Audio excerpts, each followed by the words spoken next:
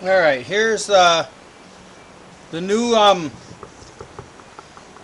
video of my way of casting Linka molds from the Linka system. I've mixed up my plaster to a fairly thick consistency, which I'm going to thin just a hair because I'm going to need extra time to talk. And I'm just using basic stone and brick molds. One of the molds is castle door. So I'm going to start pouring.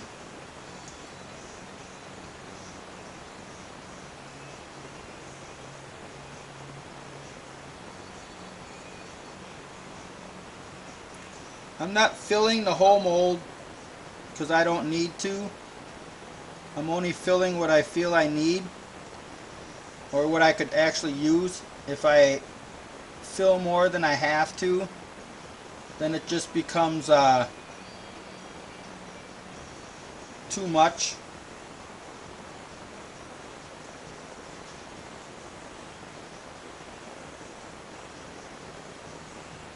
I have quite a bit, so I'm going to go ahead and mold that big door. I'm probably going to end up doing both.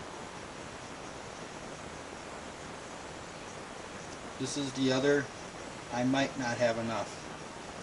Alright, my next task is I take a little brush like this, just a little cheap painter's brush, and I use that to work the rest of the plaster out of my glass cup. I use glass. Plaster don't stick to glass. So now what I do with this is I'll dab the mold. It seems like this might be a little bit of a pain in the butt to do, and you don't think that you have the time, but I haven't had a problem yet with stuff hardening on me, and I'll show you why in a little bit. But you got to work quite quick. You don't want to spend too much time. But those the little hairs on the brush will force any of that plaster into the little fingers of each piece of these molds.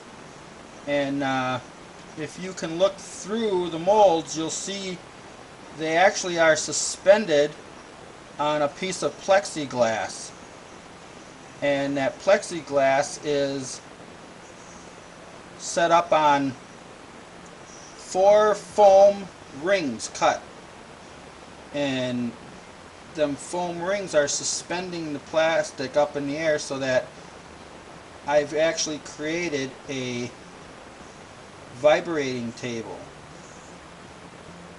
I'll show you how that works in about 3 minutes. My plaster is not gonna be very forgiving, so I'm going to hurry up and poke all of this stuff into the holes because I don't want to lose these. Now I sprayed the mold. Everybody says put your molds in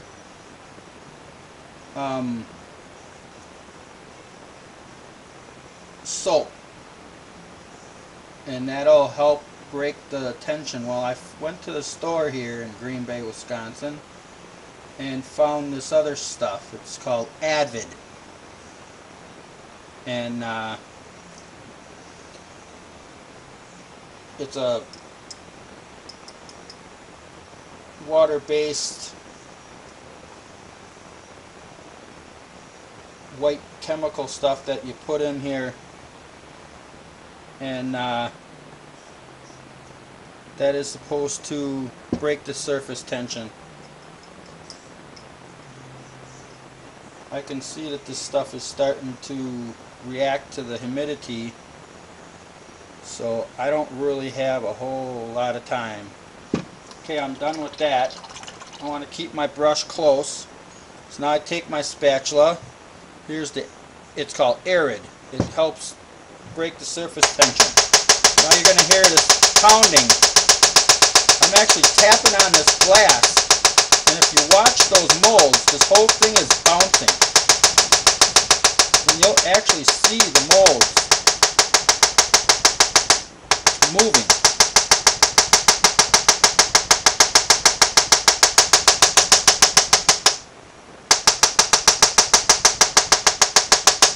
Okay, so now you see how it's flattened out. Well, now everything's kind of settling into the mold and into the fingers. So now what I'll do is I'll take this little spatula now and kind of just finish forcing what I have left on the surface into the grooves to make a nice full mold.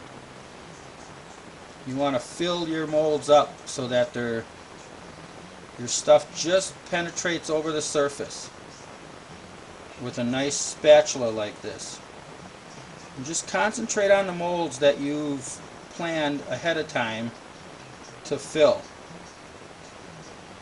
I feel that this is a very good technique. It helps keep you from wasting plaster and having to do a lot of fill maintenance later when you're messing around trying to fill this stuff. And let's say you got a lot on the surface, like I have this big pile. Push it into this mold here and just take the tip and just fill it in, scribe it off. Come over here, fill in that little coping section, scribe it off. Now I'll come over here, wipe the sweat off my face. My goodness, it's getting hot. Now I'll run this into this mold.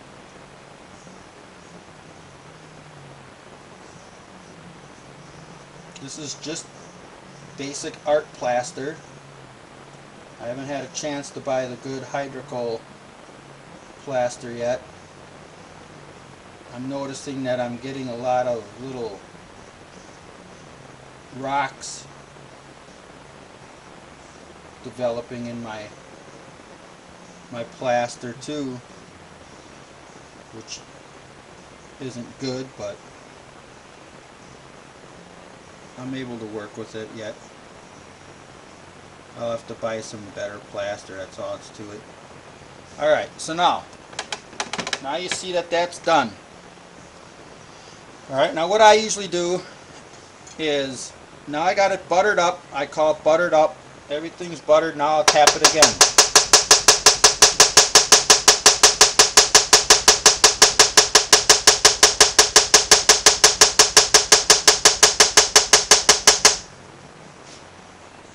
Alright, so now my next piece before the end of this video happens is I take this piece, it's just plastic that I've made, dip it in a little water, and I'll take it and I'll scribe off the excess.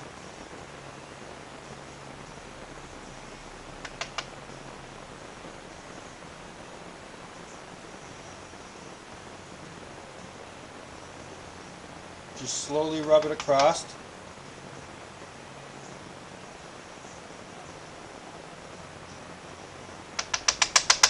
Okay, now that's done. Now I'll go back through with my spatula again and just butter the back of the spatula and then just smooth off everything that might have disturbed a nice thing. Like I said, I'm developing these little rocks, and they're really kind of aggravating me. I'm getting these little rocks in my plaster. Plaster's hardening on me faster than I want it to. My video time is going to run out. I'm going to put this on YouTube so that, and they only allow you 10 minutes on YouTube, so I'm going to have to close this off pretty quick.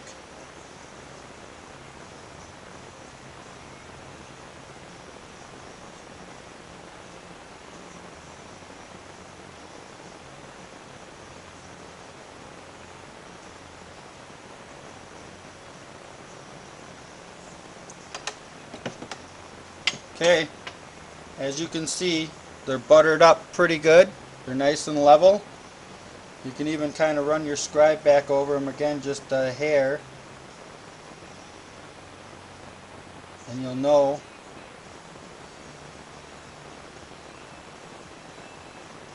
that they are perfect. And that's that for that segment. Now the next segment I'll be documenting how I pull them out of the mold. Thank you.